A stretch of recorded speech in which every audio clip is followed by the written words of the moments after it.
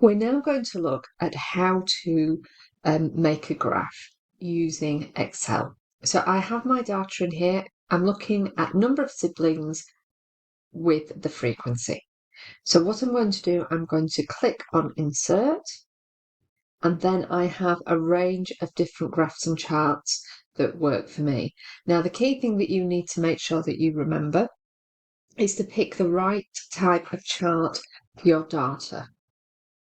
Continuous data, so data that is numerical and continues, should have graphs such as these. For non-continuous data, so that has gaps, for example, number of siblings, and it has a gap because even though it's numerical, 0, 1, 2, 3, 4, 5, you can't have 0.23 of a sibling, for example. So what you would need to do if you have data such as this, you would need to choose the right type of chart. So now I'm going to choose the right type of graph for my data, which is, on this instance, a column graph.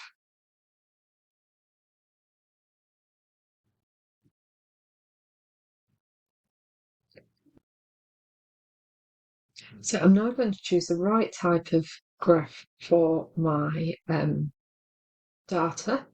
So as we've said, we're not going to choose anything like that. We're going to choose a column graph.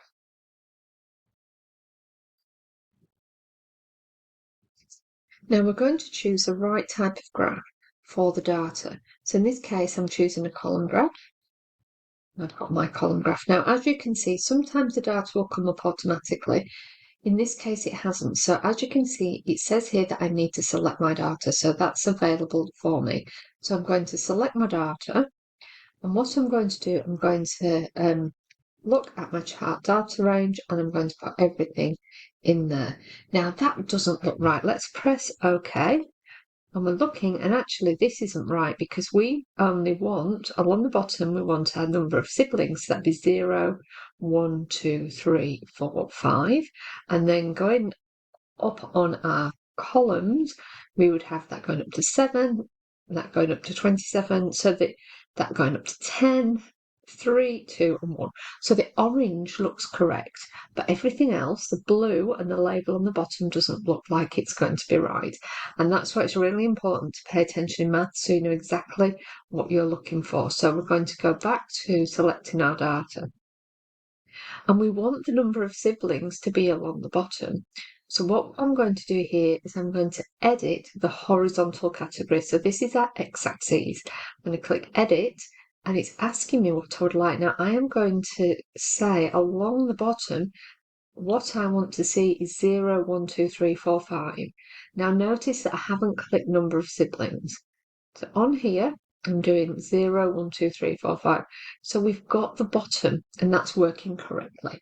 So our x-axis labels are correct. However, I've still got the blue labels, which is 0, 1, 2, 3, 4, 5. So I'm going to go back into select data, and the only thing I want to see is frequency. So I'm going to uncheck number of siblings. So now I'd like to add my labels. So here I can go to quick layout, and I can choose different layouts that I would like, and it will tell me what we've got. Or we can decide by going to the add chart elements. Now, because I am a maths teacher, I really want to have my axes. So here we know that this bottom one I've clicked on is number of siblings.